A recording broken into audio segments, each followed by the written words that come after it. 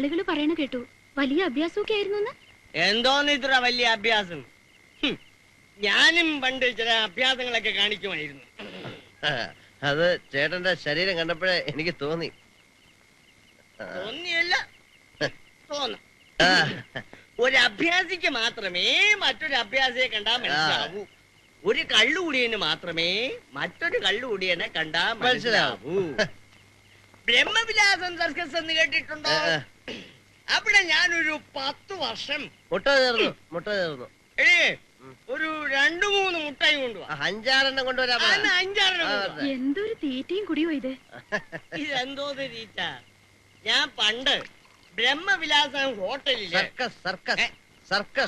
ആണിയെ വിഴുങ്ങി ഒന്ന് മിണ്ടായിരിക്കണുണ്ടോ? ചേട്ടാ, അങ്ങനെ ഒരിക്കലും പെരുമാറാൻ പാടില്ല. ഭർത്താവ് ഭാര്യ അടുത്ത് വളരെ ഡീസന്റ് ആയിട്ടേ പെരുമാറാവൂ.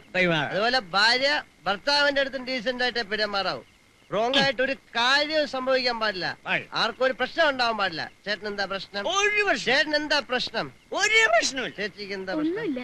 ഒന്നുമില്ലല്ലോ. ആർക്കും ഒരു പ്രശ്നം ഉണ്ടാകാൻ പാടില്ല.